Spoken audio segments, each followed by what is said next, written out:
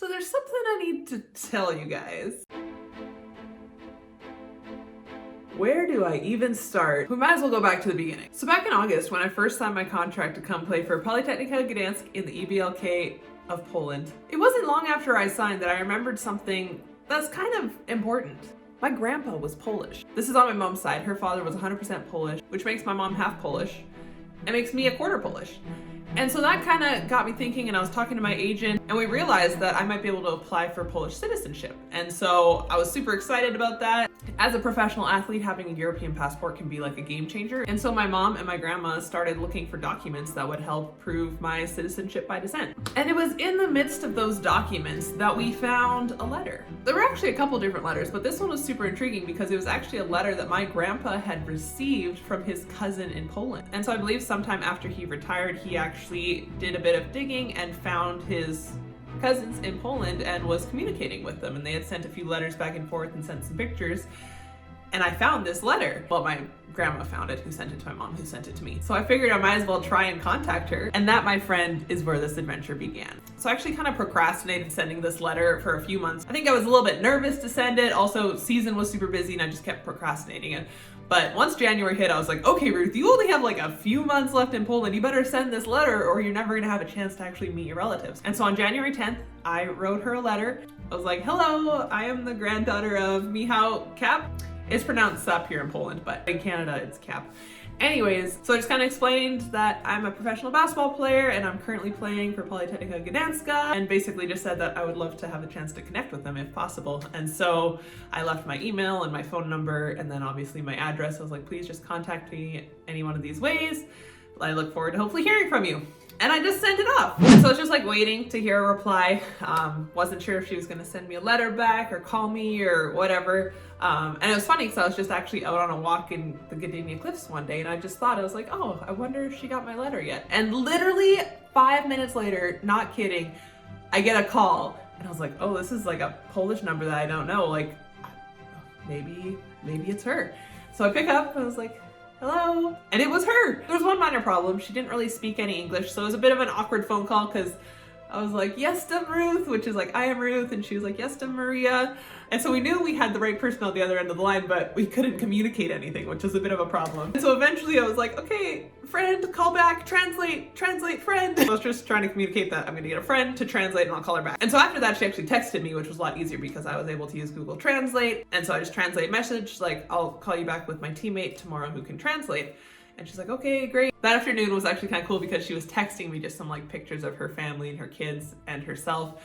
And it was just so cool. And then I sent her a picture of our family and she's like, oh, they look like our family. And like, it was just like a really cool moment just to like be communicating with my family here in Poland and to just, yeah, like have that connection already. Then later that night, I got another call from a different Polish number that I didn't have saved. And I was like, what's going on? So I picked up, it's like, hello, Ruth. And so it turns out this was actually Maria's daughter-in-law calling me. Thankfully, she spoke great English. And so we were able to talk and she was just like super curious about my story and yeah, where I came from and how I found this address and like was just super intrigued. And so we kind of told each other a bit about our lives. And then she invited me to come to Warsaw if I ever had like a free weekend to meet them and hang out and they could show me Warsaw. It actually ended up being perfect timing because literally like 10 days later, we had 4 days off of practice thanks to the FIBA national team windows. And unfortunately, since Team Canada couldn't get together because we can't travel, I didn't have anything to do. And so I went to Warsaw to meet my family. On January 30th, the day after our last game before the break, packed up my bags and took an early train down to Warsaw from Gdańsk, and I met my Polish family. I was super excited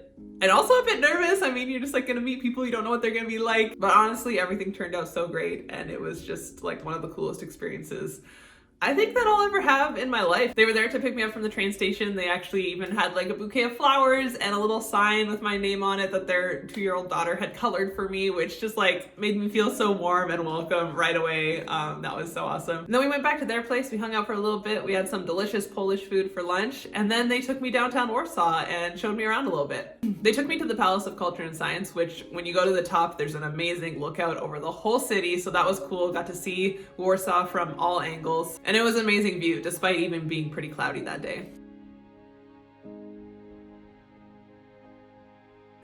Is this real life, honestly? Like, how did this happen?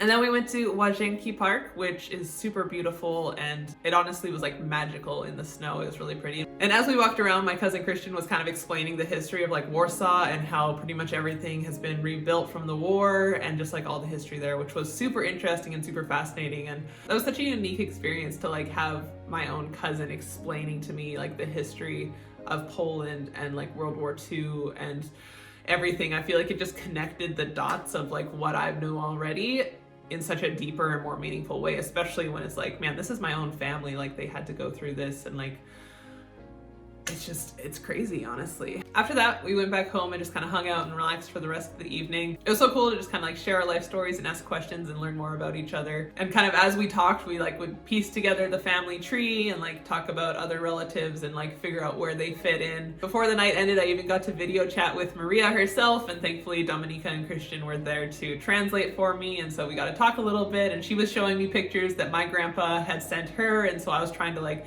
help her figure out who that was. I was like, oh yeah, that's my Uncle Mike and like Uncle Justin and stuff like that. And so that was a really cool experience. And we were just kind of, yeah, putting together the puzzle pieces that is our family. As you can see, even my little cousin Laura was starting to warm up to me by the end of the evening. The next day, we started off with a lovely breakfast together. After breakfast, we went for a little walk around the park. It was a beautiful day and perfect to take Laura's sled out and play in the park and just have some good times together. And after lunch, we ventured into Old Town Warsaw, which was awesome. And we got to walk around and kind of see all the history and the buildings and the statues and what they meant. Grateful to have my cousin Christian there to explain everything for me and give me context. I hadn't realized that the whole city of Warsaw had been pretty much completely wiped out during World War II. And so everything that you see is basically a reconstruction, which is insane to think about. It's just heartbreaking too to like realize just like the devastation that happened during World War II and just like so much history like erased forever.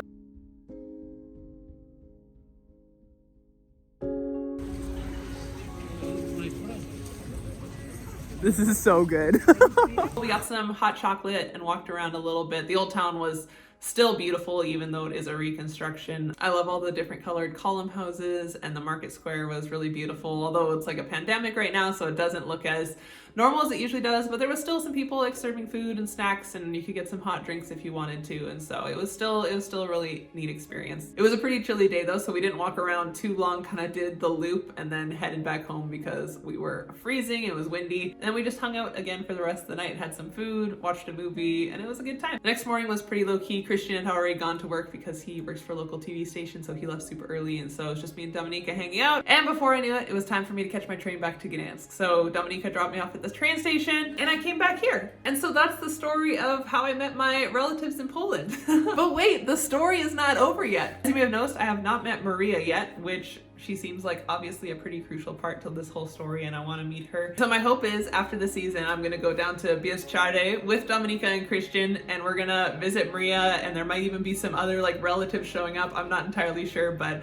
they're gonna make it happen. So yeah. Also, I believe that the like little house that like my grandpa was like raised in as a child before he left for Canada is still like intact and there, and like I'll get to see that and like see where he grew up and just like see this village and meet my family. Like it's gonna be amazing. That's gonna be happening here over the next month and a half whenever our season ends, however we do in playoffs. After that, that's gonna happen. And so make sure you stay tuned because this is going to be absolutely amazing and I'm so excited. I'm so excited to hopefully like cook with Maria and like learn these like traditional Polish recipes, and then I'll be able to take them back to my family in Canada and share them with them and like hang out and see this like beautiful little village. Like this is gonna be amazing. So if you're as excited as I am to meet the rest of my Polish family, make sure to hit that like button and subscribe so you don't miss out on that episode or any of the ones to come. And I'll see you next time. This guy be like something like a president or not exactly just like a leader, like a yeah. Okay. And he came back from emigration, you know. Yep. And he stay a leader. He's like a soldier. Oh wow. He make a lot of like make Polish